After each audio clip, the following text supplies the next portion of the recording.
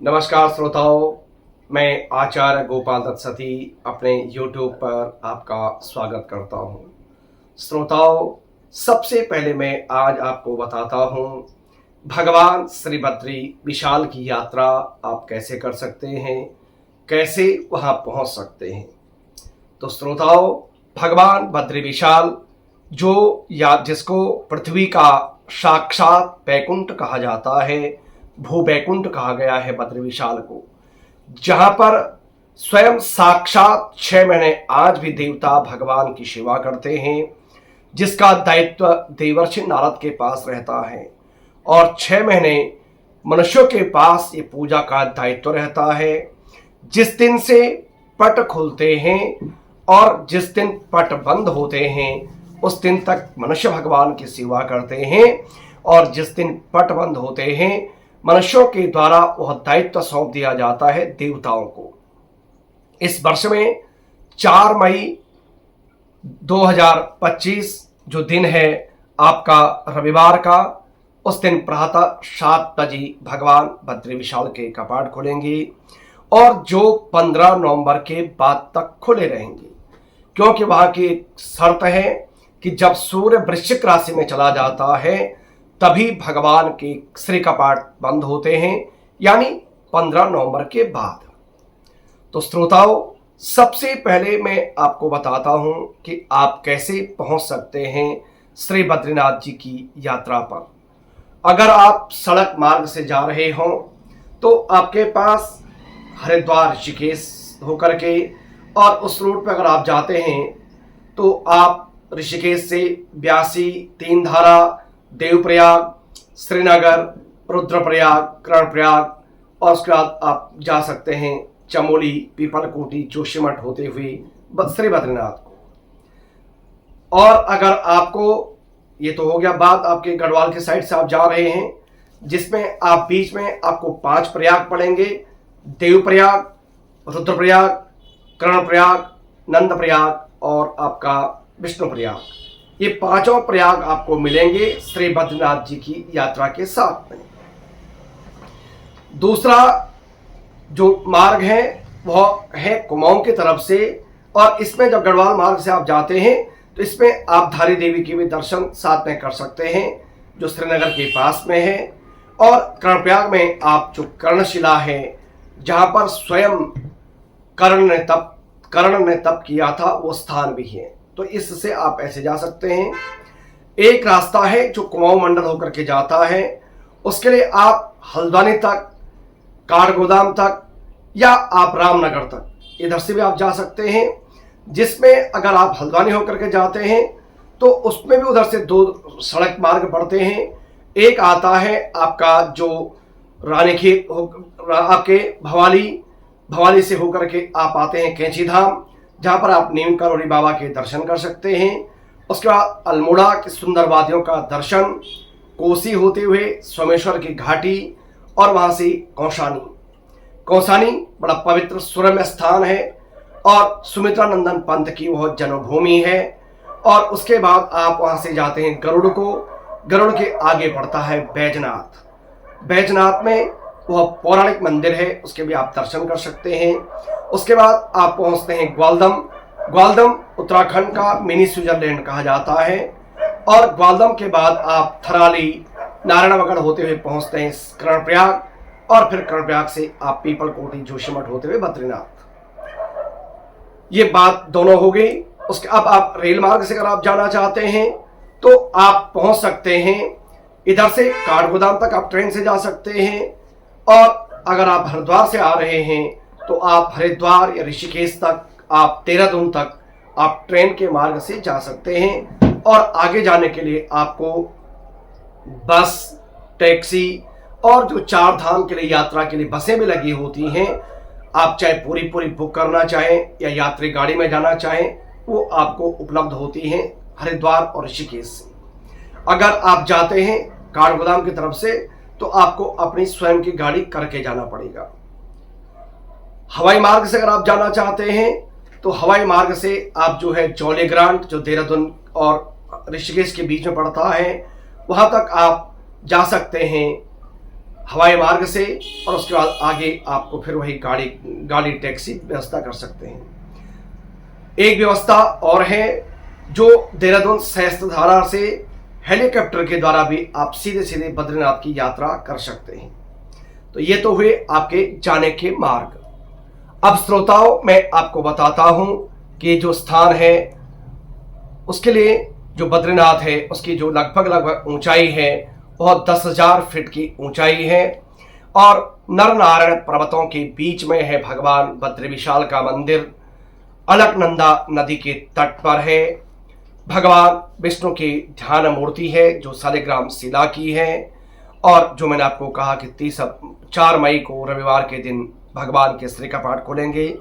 भगवान उस दिन से देंगे आपको दिव्य दर्शन, और जो पट जब बंद होते हैं तो माता लक्ष्मी भगवान के साथ अंदर विराजमान होती हैं। उस दिन जब उद्धव और कुबेर जी की डोली वहां पहुंचती है, शंकराचार्य जी की गद्दी पहुंचती है, तो लक्ष्मी जी आ जाती हैं लक्ष्मी मंदिर में, और उसके बाद भगवान के साथ में उद्धव और कुबेर जी विराजमान हो जाते हैं मंदिर के अंदर।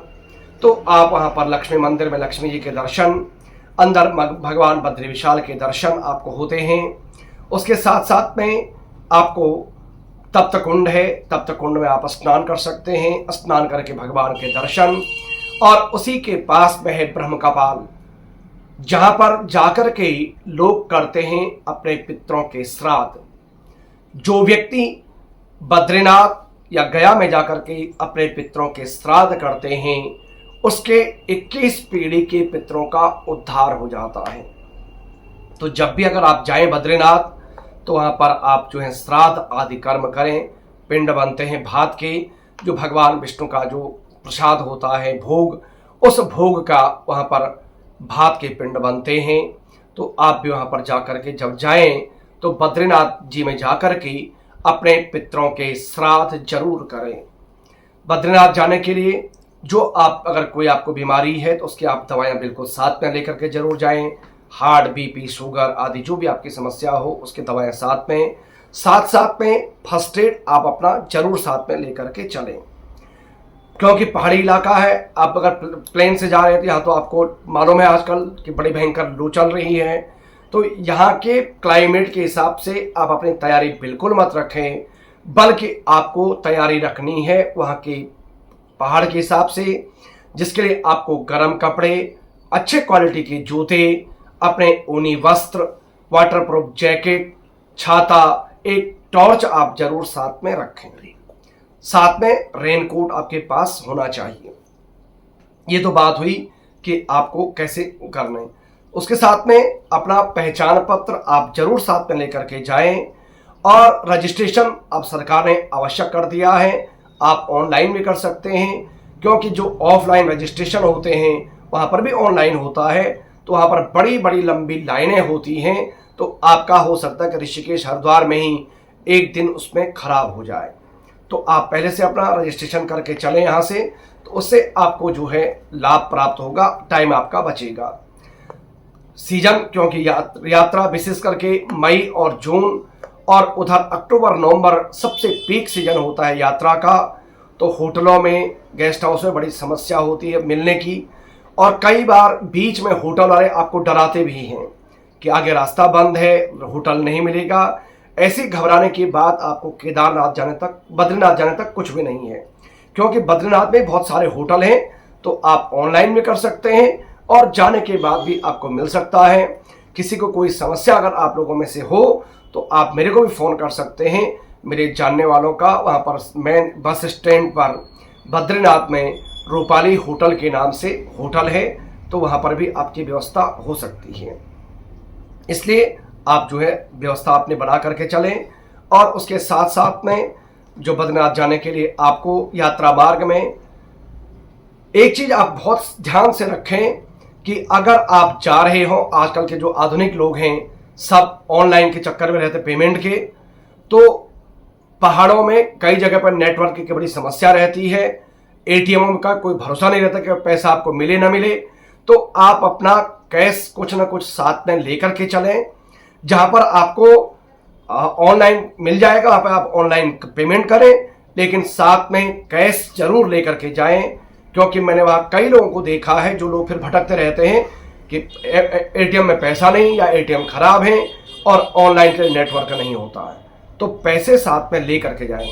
अगर आप अपनी कार से जा रहे हो तो ये ध्यान जरूर रखिएगा कि नहीं गाड़ी में अभी तो तेल है, आगे भरा लेंगे।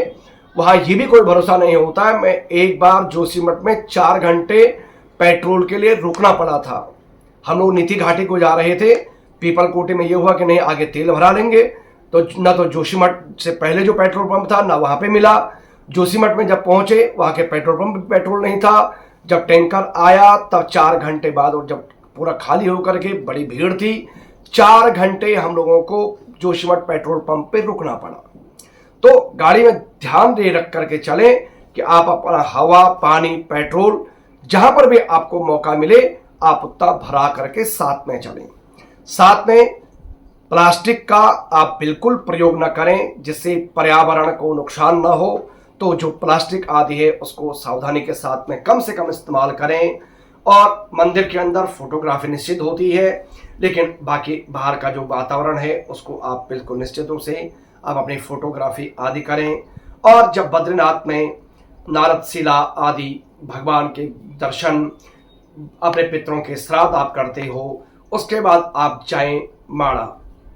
माणा वो स्थान, पवित्र स्थान है जिसको हमारे शास्त्रों में कहा गया है मणिभद्रपुरी। और मणिभद्रपुरी हमारे 4 वेद, 18 पुराण और महाभारत सारे के सारे धर्म ग्रंथ उसी माणा गांव में लिखे गए। वहां पर जब आप जाते हैं, माणा में प्रवेश करते हैं, तो नीचे बाएं हाथ पे सबसे पहले पड़ता है भगवान बद्री विशाल के जो क्षेत्रपाल हैं घंटाकर्ण जी का मंदिर है। जब आप जाएं तो घंटाकर्ण मंदिर के भी दर्शन करें। थोड़े आप ऊपर को बढ़ते हैं तो वहां पर आप सबसे पहले पड़ती है गणेश गुफा। गणेश गुफा के ठीक ऊपर आप जाते हैं लगभग 100 मीटर, वहां पर है व्यास गुफा। और वहां पर कई लोग जो पहले भी गए होंगे तो पहले लिखा होता था अंतिम भारत की चाय की दुकान। अब भारत सरकार ने अंतिम गांव को पहला गांव बनाया है। अब लिखा आपको मिलेगा कि भारत के पहले चाय की दुकान। तो आप वहां पे जाकर के भगवान वेद व्यास की उस स्थान का भी दर्शन करें और अपना फोटो भी खींचें। साथ में नीचे है भीमपुल।